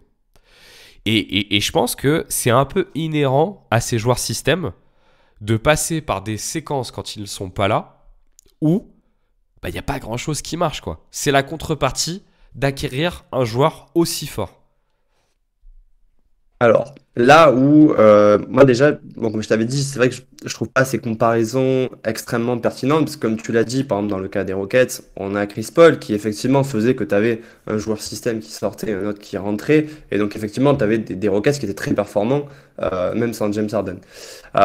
T'as le cas des Warriors, des Cavs, qui, moi aussi, pour moi, me gêne un peu, parce que t'as quand même du calibre de Kyrie Irving, et effectivement, même si la proposition qui a été faite est pas satisfaisante, j'avais l'impression que un joueur qui était un peu dans la situation de joueur héliocentrique, avec pas vraiment de joueur autonome derrière lui, c'était un petit peu Luka Doncic avant l'arrivée de Kyrie Irving, et les Mavs arrivaient à proposer des situations où, certes, ils perdaient les minutes sans Luka Doncic, mais c'était acceptable. Et moi, ce que je trouve très frustrant, c'est que Denver a quand même un atout majeur, c'est l'idée que ils ont une stabilité qui est incomparable aujourd'hui en NBA. À part les Warriors, personne n'a ça. Et peut-être Miami. Et là-dessus, il n'y a pas d'amélioration et au contraire, il y a une forme de dégradation qui se fait au fil des années, alors qu'il a des joueurs qui ont évolué depuis. Je pense que si tu compares à il y a 4 ans, tu peux faire plus de choses avec Michael Porter Jr. Normalement, ça aurait dû être logiquement la même chose avec Jamal Murray. Et par exemple, les Mavs, eux, arrivaient à trouver une forme de jeu et d'identité de jeu quand Luka Doncic sortait, chose que Denver n'a jamais réussi à faire depuis que, voilà, il n'a pas 12 ou 14 joueurs qui avaient leur place en NBA, quoi. Et c'est peut-être, effectivement, j'ai pas la solution et c'est pas forcément à moi de la proposer, mais en tout cas, le constat est qu'aujourd'hui, il est sur un échec répété, Mike Malone, et que finalement, la seule période où Denver joue le titre, c'est la période où tout s'aligne pendant une campagne de playoff, alors que toute la saison régulière était une catastrophe. Et c'est vrai que c'est inquiétant parce que il s'est passé 2 ans et que le problème n'est pas du tout adressé, quoi. Alors, l'autre partie, c'est quand même aussi de se dire que, tu vois, tu prends le cas de Luka Doncic, ça reste du jeu de pick and roll, tu vois, c'est un jeu un peu plus transposable, même sans lui, que le jeu de Nikola Jokic, qui est un jeu quand même hyper particulier, quoi. T'as une espèce de tour de contrôle au milieu du terrain, par lequel tout va passer, et c'est un système de cut qui se base en fait essentiellement. Alors après, il y a quand même le two-man game avec Murray et Jokic, hein, qui génère beaucoup de points, faut pas non plus exagérer, hein. Tout part pas non plus de cut qui partent de Jokic. Mais à un moment donné, tous les ballons vont passer par lui et tout va se faire par un mouvement sans ballon qui en fait n'est faisable que parce qu'il a cette qualité de passe, tu vois. Là où tu prends le cas de Luka Doncic ou LeBron James ou même James Harden, t'es sur des trucs de mecs qui font la différence en un contre un et après, t'es sur de la distribution sur des joueurs statiques. Donc, tu vois, t'arrives un peu plus à le transposer. Moi, je pense qu'une des vraies difficultés qu'il y a avec Nikola Jokic, c'est que le style de Nikola Jokic n'est applicable que lorsqu'il y a Nikola Jokic. Quand tu as LeBron James et que tu spammes le pick and roll, écoute, quand tu rentres sur le terrain et qu'il n'y a plus LeBron James et que c'est Kyrie Irving, tu peux continuer à spammer le pick and roll, tu vois. T'as pas besoin de revoir complètement tes repères, tu vois ce que je veux dire? Alors, du coup, je pose une question. Si effectivement tu penses que c'est pas reproductible, pourquoi tu as fait venir Dario Saric? Et pourquoi tu utilises Dario Saric comme il a été utilisé sur le début de saison, c'est-à-dire comme si Dario Saric était Zignagi, quoi. Euh, et c'est là pour moi qu'il y a un problème de fond, c'est-à-dire que je veux bien que tu puisses pas reproduire le jeu qu'il y a avec Nikola Jokic, quoique tu arrivais relativement correctement à le faire avec Mason Plumlee, qui est pas Ouais, je pourtant un pensais à passeur lui, ouais. extraordinaire. Ouais, je pensais à lui. Et, et donc c'est là tout mon problème, c'est qu'en fait, ce que Denver propose, c'est qu'il n'y a pas de proposition quand Nikola Jokic est hors terrain. Et c'est ça qui me pose problème. C'est-à-dire que si tu essayais et que ça ne fonctionnait pas, je voudrais bien l'entendre, mais aujourd'hui, il y a pas de volonté de créer quelque chose. Il n'y a que du pick and roll extrêmement basique. Il n'y a même pas il y a rien pour libérer les joueurs off-ball. Et c'est ça que je trouve assez critique, tout comme le fait de ne pas se dire à un moment donné, ok, on donne un contrat max à Michael Porter Jr., autant essayer de le responsabiliser autrement quand il n'est pas avec les titulaires. Et ça, aujourd'hui, ça n'arrive pas à Denver, et j'avoue que j'ai du mal à me l'expliquer, quoi. Oui, d'autant que tu as un argument que je trouve tout à fait valable, qui est de dire, de toute façon, ça marche pas. Donc autant essayer un truc. Tu vois, encore si c'était. Tu vois, si t'arrives à limiter la casse, que t'es, je sais pas, à moins 2, moins 3 de net rating, bah tu te dis, bon, en fait, on veut pas prendre de risques parce qu'on veut gagner des matchs et donc on accepte ce déficit structurel. Il se trouve que là, t'as raison, depuis 2-3 ans, ça marche pas du tout. Donc tu pourrais essayer d'autres choses. Euh, Est-ce que. Alors, c'est un autre point, moi, que je voulais aborder, c'est. Est-ce que c'est pas aussi un peu lié au profil des joueurs? C'est-à-dire que les joueurs sont tellement des joueurs Nikola Jokic compatibles que est-ce que tu as vraiment le matos pour vivre sans lui sur des séquences? Parce qu'on, tu vois, on a pris le bon exemple avec Jamal Murray. Tout ce qu'on a vu avec Jamal Murray, c'est qu'en fait, c'est pas un initiateur d'attaque. Il est pas en capacité d'être un initiateur d'attaque. Michael Porter Jr., que moi c'est un joueur que j'aime franchement beaucoup, tu vois. Michael Porter Jr., le premier élément, c'est que son contrat n'a aucun sens. Enfin, tu vois, je pense que Denver aussi, à un moment donné, est un peu coincé par le fait d'avoir voulu conserver des joueurs en les surpayant. Il y a quand même beaucoup de joueurs surpayés dans l'effectif de Denver. Moi, j'adore Aaron Gordon. On peut presque se demander s'il n'est pas un poil surpayé avec le contrat qui arrive. L'actuel, non. Mais celui qui arrive, tu vois, on peut se demander. Clairement, Michael Porter Jr. et Jamal Murray sont un peu surpayés. Et donc, tu le payes un peu sur ce que tu arrives à débloquer derrière. Tu l'as dit, à une époque, ils ont réussi à survivre grâce à la draft et grâce à un surplus de talent qui était structurel dans l'équipe grâce à la draft. Mais je ne sais pas ce que tu en penses. Est-ce que tu as l'impression qu'il y a un problème? Outre, j'ai bien compris avec l'ensemble de tes gestes, ton amour pour Aaron Gordon, est-ce que tu as l'impression qu'il y a un déficit de talent structurel qui pose aussi problème?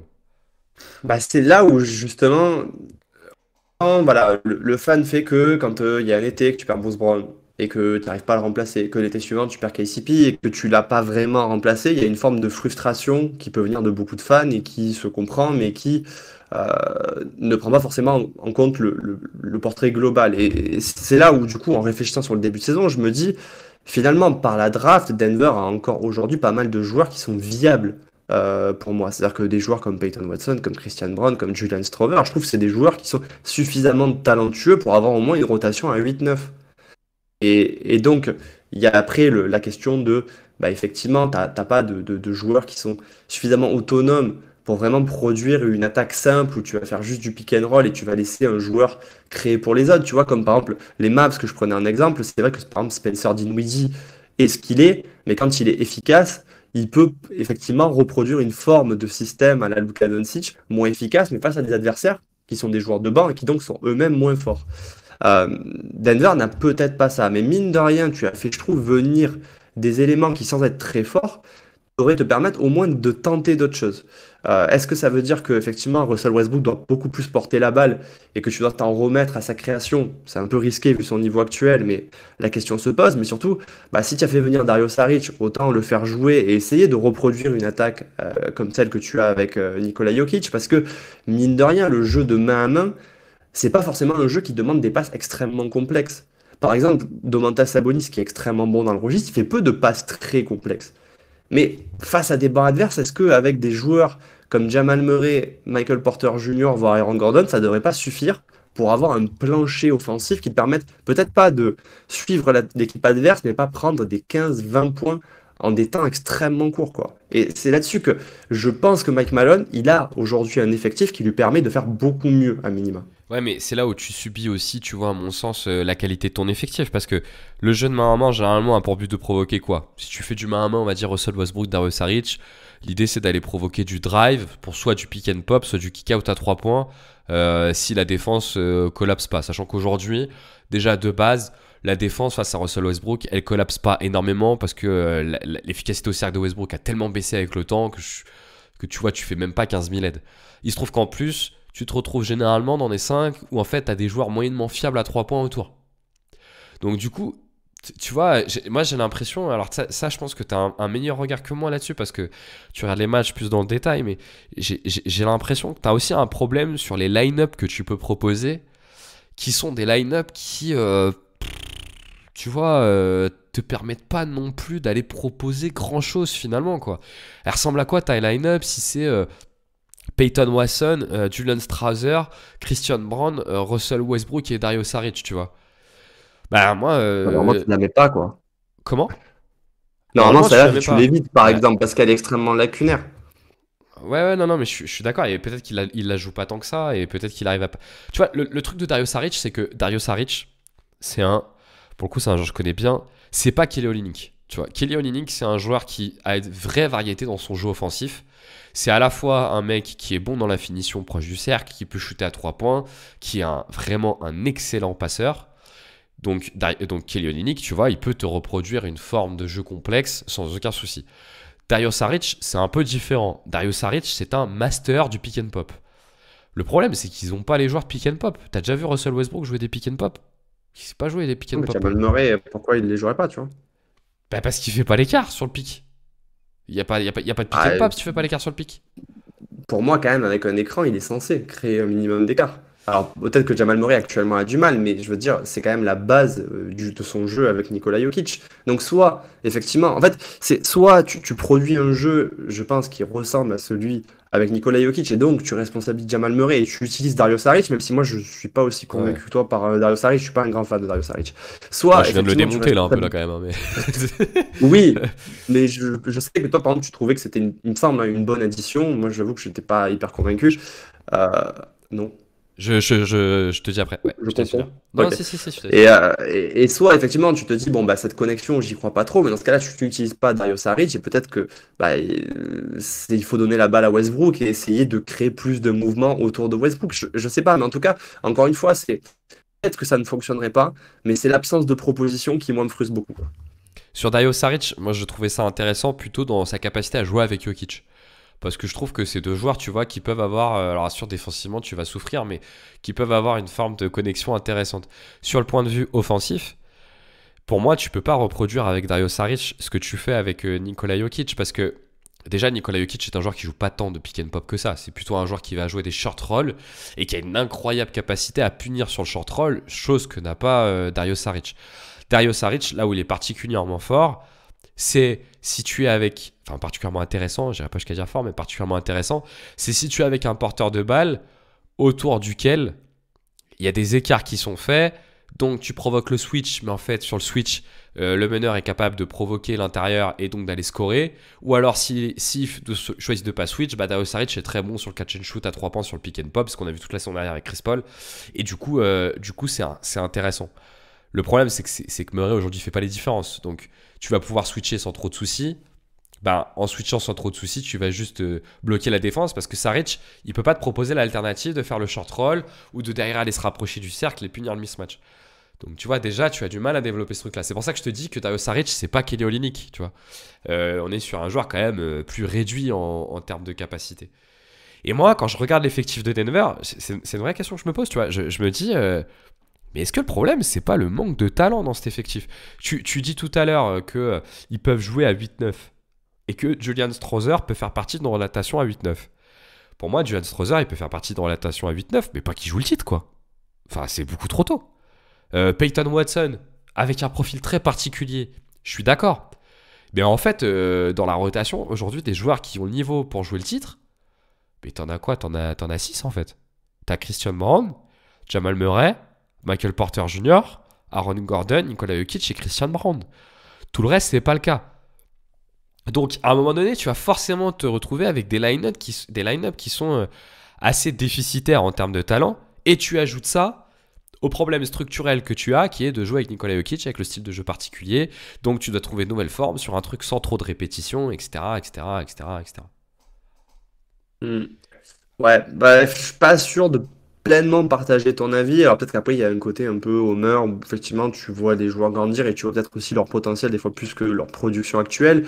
Mais par exemple, moi, quand je regardais l'effectif de Boston l'année dernière, je trouvais pas que des joueurs comme Luke Cornett, par exemple, ça rentrait dans la catégorie des joueurs qui sont, tu vois, comme tu caractérises, de suffisamment talentueux pour jouer le titre. Et pourtant, quand tu les utilises dans un registre qui fonctionne, bah, c'est suffisant en fait pour compléter ton équipe. Donc, pour jouer le titre, il y a plein d'éléments qui rentrent en jeu. Je pense qu'un des principaux problèmes de Denver, outre effectivement le niveau de jeu un peu en baisse, c'est que la conférence est très forte et que tu n'en sortiras pas indemne. Mais je pense qu'ils sont suffisamment forts pour battre à peu près, enfin en tout cas pour contribuer dans une équipe qui pourrait battre à peu près n'importe quelle équipe à l'Ouest en fait. Et peut-être que je me trompe, mais je pense que tu peux très bien utiliser Jalen Strover et Peyton Watson dans une série de playoffs, quoi.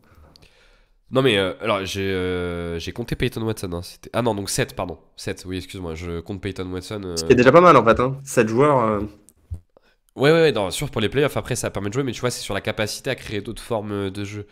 Moi, j'ai l'impression quand même Ouais. que quand tu regardes l'ensemble des équipes NBA qui sont construites. Boston, j'ai du mal à rentrer Boston dans l'équation. Pourquoi? Parce que Boston, c'est des tricheurs. Boston, ils sont à moins 90 millions de salariés cap, ils ont 4-5 joueurs contre un max, donc oui, putain, du talent, il y en a, on est bien d'accord, mais ils sont à combien de moins je sais même pas, je crois vraiment qu'ils sont à moins 90 millions, Boston, tu vois. C'est-à-dire qu'à un moment donné, oui, on peut prendre une comparaison avec une équipe qui a complètement fait péter le salarié cap et qui joue avec beaucoup de joueurs qui ont une forme d'autonomie et qui ont en tout cas une forme de talent, mais je sais pas si c'est la norme. Pour moi, le Pour moi, principe. Denver est dans cette catégorie-là. Alors, je suis d'accord qu'il y a des contrats max qui ont été donnés, comme tu disais, qui sont excessifs, hein. J'ai assez passé d'années, pour ceux qui me suivent sur Twitter, à râler sur le fait qu'on donne des contrats aussi élevés à Jamal Murray et Michael Porter Jr. Mais en tout cas, sur l'investissement, sur entre guillemets des talents, tu l'as fait, quoi. Donc c'est vrai que pour moi, Denver n'a même pas cette excuse-là, malheureusement. Oui, d'autant que tu as raison, Boston, c'est surtout Bon, ils ont quand même un gap avec Denver, hein, il y a quand même 15 millions d'écart, mais c'est surtout l'année prochaine où ça part complètement en C'est assez sucette. CP, quoi. Ouais. Ouais, ça te permet de te donner un KCP. Mais donc oui, effectivement, il pourrait avoir d'autres formes de jeu. T'as raison. Je pense quand même que la première raison du fait que ce soit dysfonctionnel, c'est Jamal Murray. Enfin, tu vois, c'est qu'à un moment donné, c'est une équipe construite autour d'un two-man game et que normalement, une équipe qui construit autour d'un two-man game, le deuxième en tout cas, il est censé être bien meilleur que ça et bien plus autonome que ça et qu'il l'est pas. Et alors, justement, pour pas non plus tourner en rond sur le débat, d'autant que je pense qu'il y a une partie de moi qui est d'accord avec toi, peut-être oserais-je espérer qu'il y ait une partie de toi qui est d'accord avec moi, mais peut-être que ce qui peut être intéressant pour poursuivre la discussion, c'est plutôt de se dire qu'est-ce que tu aimerais voir en fait. Est-ce que tu as identifié certaines choses que tu aimerais voir? Euh, Comme je disais, euh, je ne suis pas sûr qu'on ait fait le recrutement qu'il fallait pour essayer de, entre guillemets, de reproduire une version cheap de ce que propose Nikola Jokic. Euh, je pense que soit j'aimerais avoir une équipe qui, du coup, cherche à tout prix la défense et joue beaucoup plus sur la transition, chose qui, on va y revenir après, mais il y a une forme quand même d'évolution de Denver dans ce sens-là sur ce début de saison. Et qui dans ce cas-là jouerait un petit peu sur le fait que tu es quand même des dragsters comme Peyton Watson, comme Julian Strover, comme Christian Brown et Russell Westbrook qui sont rentrés dans l'effectif, et qu'effectivement Jamal Murray est un rôle un petit peu plus entre guillemets picky, mais qui soit effectivement du coup dans un jeu un peu plus d'efficacité quand il est responsabilisé balle en main, et surtout en fait que l'attaque vive beaucoup plus autour du porteur de ballon. Parce que moi, c'est ça qui me frustre énormément sur ce que ne propose pas en fait Mike Malone depuis des années. C'est qu'en fait, on a l'impression que quand il n'y a pas Nikola Jokic, Denver devient l'équipe la plus basique de la ligue et qui joue du pick and roll sans avoir le joueur pour jouer du pick and roll. Et de fait, je comprends pas la logique de savoir que c'est un modèle perdant, mais de continuer à le reproduire depuis des années. Euh, et effectivement, peut-être que Mike Malone n'est pas aidé par le recrutement, hein. Peut-être on parlait un petit peu cet été de la déconnexion entre Mike Malone et le general manager et l'ensemble du management de Denver, qui est assez connu maintenant depuis quelques années. Euh, mais en tout cas, ouais, je trouve que ça manque de vie en fait. Et du coup, oui, Jamal Murray n'arrive pas à créer d'écart, mais de toute façon, même s'il arrivait à créer un écart, il n'y a personne qui est ouvert en fait. Bah, c'est vrai que, tu vois, moi, quand je regarde l'effectif, autant Denver a plutôt montré, faudra voir dans le temps, mais a plutôt montré par la draft sa capacité à repérer des talents et à les développer. Autant les recrutements free agency sont quand même vraiment très peu créatifs ces dernières années, tu vois. Et je pense que DeAndre Jordan et Russell Westbrook sont vraiment la synthèse. Même si DeAndre Jordan n'était pas catastrophique l'année dernière, mais je trouve qu'ils sont vraiment la synthèse de ce manque d'idées qu'il y a dans le recrutement. Donc c'est vrai que c'est assez dur de se projeter avec l'effectif actuel sur autre chose que... Enfin, tu vas en parler après avec le changement de rythme, mais que sur autre chose que du pick and roll et Inch'Allah, Jamal Murray y arrive, quoi. Ouais, alors d'autant que, alors il y a deux éléments. Effectivement, ils sont très bons à la draft, mais par contre sur les meneurs, c'est une succession d'échecs. On a vu partir Colin Gillespie l'année dernière, enfin cette année. On a, j'ai oublié à chaque fois son nom, mais on a pareil un meneur qui évolue dans l'équipe de G League, qui me semble pas être capable, même s'il est grand et physique, de créer des écarts, et donc c'est un vrai problème. Et là par contre pour moi c'est le point majeur, c'est qu'effectivement on voit beaucoup d'équipes faire des coups sur la free agency ou monter des trades efficaces. Et là-dessus, Denver a été plutôt mauvais historiquement. Effectivement, le seul recrutement qui avait été un coup de maître, c'était celui de Bruce Brown. Et on avait un peu l'impression que Bruce Brown, c'était un peu un coup de chance dans la mesure où il s'est retrouvé en fait sans proposition, alors que c'était quand même un très bon joueur, quoi. Bah ouais, Donc je ouais, suis ouais. d'accord avec toi. Ouais, tu vois, moi je trouvais que cet été, il y avait un joueur comme Gary Trent Jr., tu vois, j'étais étonné qu'il aille pas à Denver. Bon, après, Milwaukee lui posait un poste de starter, donc c'est vrai que c'est compliqué de matcher ça sur des contrats minimums qui ont vraiment besoin de se mettre en avant pour la saison suivante. C'est compliqué de matcher un salaire minimum. Mais effectivement, effectivement, il y a quand même une vraie question autour de ce recrutement et de ce qui est proposé. Par contre, ce que tu me disais, c'est que il y a quand même une différence cette année. Et forcément, quand tu prends Russell Westbrook, bon, on va essayer d'être pédagogue. Quand tu prends Russell Westbrook, toutes les équipes NBA sont conscientes des difficultés de Russell Westbrook. Il n'y a pas de surprise. C'est-à-dire que si vous êtes au courant que Russell Westbrook a des difficultés au shoot, si vous êtes au courant que Russell Westbrook perd beaucoup de ballons, si vous êtes au courant que Russell Westbrook a des difficultés proches du cercle, rassurez-vous, les front office le savent. Quand tu prends Russell Westbrook, je pense, aujourd'hui, c'est parce que tu as une certaine confiance en deux éléments, sa défense du point d'attaque, où tu te dis qu'il y a peut-être quelque chose à faire, et son énergie, et derrière son énergie, son jeu de relance. Et donc toi, tu me disais que tu as noté quand même une petite différence là-dessus avec un changement de rythme sur les minutes sur Jokic, qu'on avait peut-être d'ailleurs vu s'initier un peu l'année dernière quand Aaron Gordon jouait poste 5. Ouais. Alors juste avant de venir là-dessus, juste pour clôturer ce truc d'effectivement de manque d'inventivité au recrutement, à noter que les Phoenix Suns cet été ont signé deux meneurs qui peuvent jouer du pick and roll, qui sont Tyus Jones et Monte Morris, et les deux au salaire minimum. Tyus Jones avec Voilà, la promesse d'être titulaire, qui est un peu comme le c'est même ça. cas de Gary Trent Jr. Après Montemoris, ok. C'est ça. Mais bon, Denver pouvait proposer un poste de sixième homme qui est plutôt honnête, je pense. Donc bon, à voir. Mais en tout cas, voilà, ça fait partie des frustrations qu'on peut avoir en regardant la manière dont Denver se comporte lors des free agency. Et effectivement, un des points qui, moi, me paraît être une des transitions intéressantes et qui casse un petit peu aussi avec la routine d'une équipe de Denver qui joue quand même tous les ans de la même manière, c'est que, on disait, hein, t'as perdu KCP, t'as perdu effectivement une qualité de shooter, t'as perdu en spacing. Par contre, en donnant des minutes à Christian Brown, en recrutant Russell Westbrook, en entrant Julian Strover, qui est aussi un bel athlète dans la rotation, tu as quand même récupéré beaucoup de joueurs qui sont extrêmement bons pour pousser la balle en transition, en particulier Christian Brown. Et effectivement, un truc qui est marquant sur le début de saison de Denver et qui est peut-être une approche et un début de réponse éventuelle, c'est que Denver, qui était 26e en termes de pace l'année dernière, et cette année bien installé dans le top 10, 7e. Et effectivement, ça se ressent dans la capacité de Denver à obtenir des points faciles. Ça se ressent parce que la capacité de Russell Westbrook à remonter la balle, qui était inexistante à Denver, on n'avait aucun joueur qui avait l'autonomie pour faire ça, se ressent parce que maintenant Nikola Jokic, il se contente pas de prendre le rebond, il part en transition et Russell Westbrook est capable de le trouver en fait sur des entry pass en transition et ça fonctionne bien. Et en fait Denver a effectivement beaucoup augmenté le rythme et c'est pour ça que je te disais oui, effectivement sur la provocation de tir à l'intérieur, ils sont pas très élevés parce qu'ils drivent pas beaucoup, mais cette saison Denver est l'équipe qui shoot le plus de lancers francs en NBA alors qu'ils étaient 30e les saisons précédentes. D'accord, donc la transition que tu es en train de voir s'opérer, elle est plutôt vers un surplus d'agressivité pour Exactement. justement aller chercher d'autres types de points faciles que sont les points en transition et les points sur la ligne des lancers francs.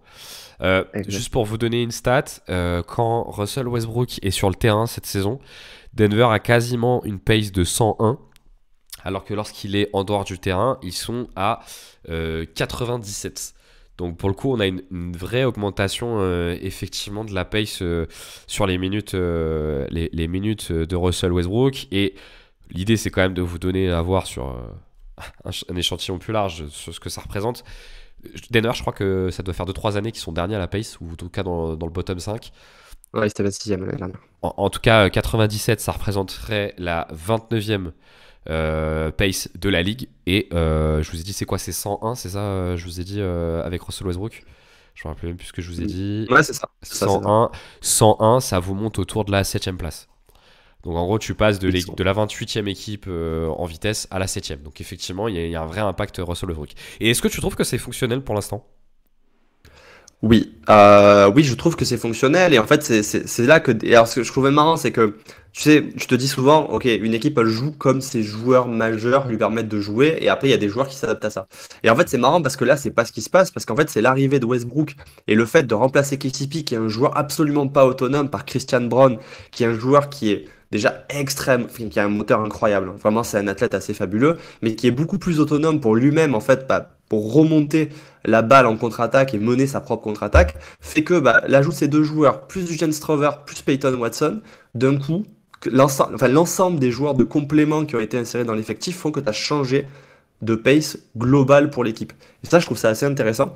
Et effectivement, ça fonctionne bien sur le début de saison. Et je pense que en plus du très haut niveau de Nikola Jokic, c'est aussi cet élément-là qui fait que Denver s'en sort bien, parce qu'il reste du coup très fonctionnel offensivement sur beaucoup de séquences. Ça te fait quoi d'avoir Russell Westbrook dans ton équipe? Tu le trouves comment pour l'instant dans cette équipe? Alors, ce que je disais l'autre jour, je trouve que c'est une aventure humaine d'avoir Russell Westbrook dans son équipe. J'ai jamais vu un joueur qui peut faire une action extrêmement positive et la gâcher dans la seconde qui suit. Alors, je trouve ça assez phénoménal. Et en même temps, il faut lui reconnaître déjà que clairement, il y a de l'engagement. L'engagement, entre guillemets, il compense un petit peu la frustration de toutes les erreurs qu'il fait, des pertes de balles, des actions où il part être la première alors qu'il voit bien qu'il y a trop de joueurs pour faire quelque chose de vraiment concret. Euh, le fait qu'il pense toujours qu'il peut faire des pull-ups à la chaîne. Bon. Mais en tout cas, il permet de débloquer, il contribue à débloquer ce pace plus rapide qui était quelque chose que moi j'aurais voulu voir à Denver depuis un moment. Et ouais, c'est un peu l'autonomie qu'il apporte et celle de Christian Brown qui, je trouve, transforme un petit peu l'effectif de Denver actuel. C'est sûr que Russell Westbrook, je pense que tous les gens qui l'ont eu dans leur équipe euh, auront tous, je pense, le même constat qui est que c'est un joueur qui triche jamais quand même. Hein. Enfin, tu vois, c'est comme. Même les fans des Lakers? Ouais, non, non, non. Franchement, c'est un mec qui. Alors, je pense qu'à la fin, aux Lakers, c'était compliqué à ce niveau-là, mais c'est un mec qui a. Il donne. C'est toujours compliqué de lui en vouloir parce que il se la donne, ouais, vraiment il se la donne Il met et du cœur à l'ouvrage, ouais. il met vraiment du cœur à l'ouvrage. Aussi, tu vois, si on essaye d'objectiver un petit peu, tu vois, son profil de tir, c'est un joueur qui joue le jeu aussi, tu vois. 94e percentile chez les meneurs de jeu sur le nombre de tirs pris au cercle, donc il est vraiment dans ce qu'on lui demande, il attaque le cercle. 19e percentile sur les mi-distances. Ok, il prend trop de mid, mais en fait, il en prend quand même relativement peu. Et pour le coup, il est au plus haut depuis la saison 2016-2017 en termes de percentile sur les shoots pris à 3 points. Donc, il accepte, tu vois, de forcer. C'est un joueur qui adore le mi-distance. Hein. Il accepte de forcer un peu son jeu pour aller vers du 3 points. Un peu, mais surtout beaucoup d'attaques de cercle. Et donc, c'est un peu le meilleur cas possible qu'on peut avoir de Russell Westbrook. Peut-être, je ne sais pas si tu as d'autres éléments à donner ou si on va doucement vers la conclusion, mais peut-être en conclusion, qu'est-ce que tu attends de Denver une fois que la relative surchauffe à 3 points sera tombée? Déjà, est-ce que tu penses que la relative surchauffe à 3 points peut aussi être compensée par la remontée d'un joueur comme Jamal Murray? Tu vois, on parle beaucoup de Nikola Jokic qui a 57% à 3 points, mais enfin Jamal Murray il a 31 et c'est pas non plus ses stats en carrière, quoi. Non. Qu'est-ce que j'espère? Honnêtement, c'est difficile à dire. La transition qu'on voit là sur le rythme de jeu, sur la pace, sur la volonté d'attaquer le cercle, de provoquer des fautes, elle est déjà effective et peut-être que tu peux la pousser encore plus loin.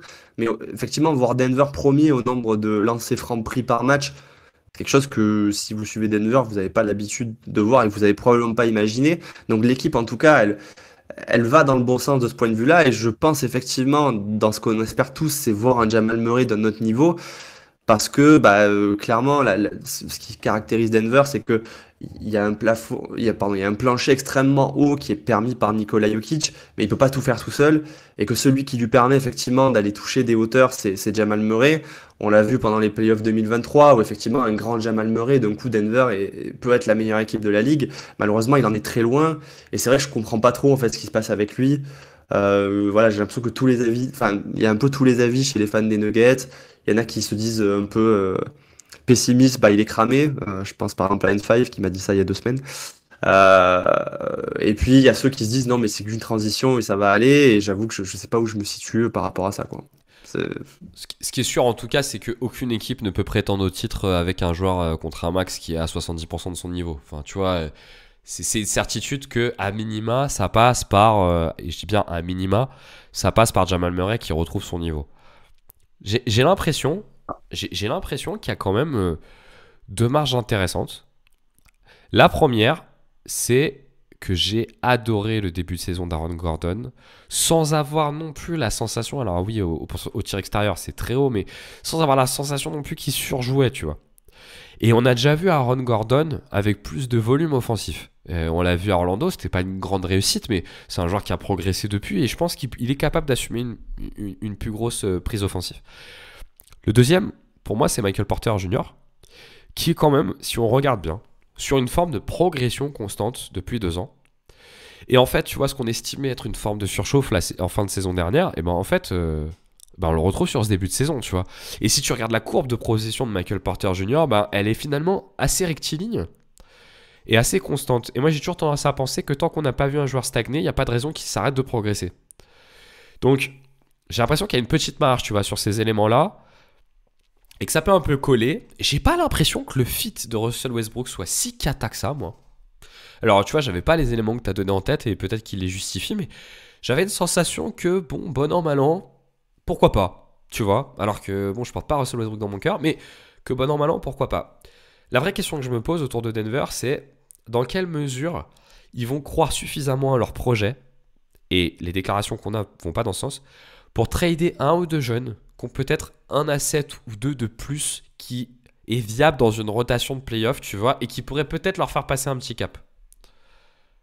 Alors, il y a plein de, tu dis plein de choses. Du coup, je vais essayer de reprendre, mais bah, par rapport à Aaron Gordon, quand tu dis qu'il fait un très gros début de saison, moi je suis d'accord avec toi qu'il fait un bon début de saison, mais je suis aussi d'accord que je pense qu'Aaron Gordon peut faire même plus que ça, et il l'a déjà fait à Denver. Il y a eu une saison où pour moi, Aaron Gordon était un All-Star. Euh, il aurait dû, pour moi, en tout cas, avoir la reconnaissance pour son niveau de jeu qui était absolument stratosphérique. Et effectivement, je pense qu'il est toujours capable de ça. Mais il a besoin aussi du spacing pour, et c'est vrai que bon, bah, c'est moins optimal que par le passé. Euh, Porter Junior, je suis d'accord. Enfin, moi, pour moi, je vois même pas ça comme une surchauffe. En fait, il a des gros moments dans la saison, et effectivement, son shoot à 3 points, il est à un niveau stratosphérique. Le seul problème étant que malheureusement, il n'y a pas eu d'évolution de création balle en main. Déjà, son handle est toujours plus. Et de toute façon, Mike Malone ne lui a jamais vraiment donné l'opportunité de tester, donc c'est vrai qu'on ne sait pas trop ce qu'il pourrait donner dans ce registre-là. Et le problème étant que enfin, ça aurait pu être une solution aussi pour décharger Jamal Murray qui est un petit peu dans le dur. Et après, il y a à quel point il va croire en l'effectif. Écoute, on n'est pas à l'abri que bah, Denver soit prêt à sacrifier un tour de draft et garder Zeke Nagy pour essayer de monter un échange. L'autre jour, je discutais avec un fan des Nuggets qui disait qu'il aimerait bien qu'on essaye d'aller chercher Corey Kispert et Jonas Valanciunas. Les deux, ça me paraît impossible, mais effectivement, quand tu vois le contrat de Valanciunas, en fait, ce serait possible de faire juste un swap entre Nagy et Valanciunas, et d'un coup, bah, tu sais quoi, je crois que l'attaque de Denver serait bien meilleure si on avait Valanciunas à servir au poste. En Ah tout bah, cas, quand il n'y a pas Jokic. clairement, je pense que Valanciunas te met un plancher offensif, surtout face à un banc, te met un plancher Mhm. offensif qui est largement viable. Moi, la question que je me posais, c'est est-ce qu'ils sont prêts, est-ce qu'ils pourraient être prêts, mais je pense pas, hein, à trade un Julian Strouser ou à trade un Tyson, tu vois, pour aller récupérer un joueur fonctionnel. En gros, est-ce que tu te dis que ta fenêtre de tir, qui va durer encore 2 3 ans, est-ce que qui peut, pardon, peut-être pas qu'elle va, mais qui peut durer encore 2 ans, 2 3 ans. Ah, le peu, ouais. Est-ce que ce que je veux dire, c'est que c'est pas automatique. Là, ils sont pas dans une situation où c'est automatique, tu vois, ne serait-ce que pour cette année. Est-ce que On bah a Nikola Jokic. vous avez Nicolas Jokic, mais Jérémy, à un moment donné, il va Tu vas te falloir. détendre. Tu vas te déjà tout à l'heure, j'ai rien dit sur Aaron Gordon, mais là tu vas te détendre. Écoute, Jérémy, je pense qu'il faut que tu sois aussi lucide à un moment. Dans tes contrats max, t'as Jamal Murray. Tu vois. Donc, ça va pas être simple. Bon, je vous propose qu'on clôture le podcast là-dessus. On espère qu'en tout cas, le sujet de Denver vous aura intéressé. N'hésitez pas à nous laisser des commentaires, à nous poser des questions. Ce sera un plaisir d'y répondre. Et bien sûr, restez connectés. On trouvera rapidement de quoi parler. À plus.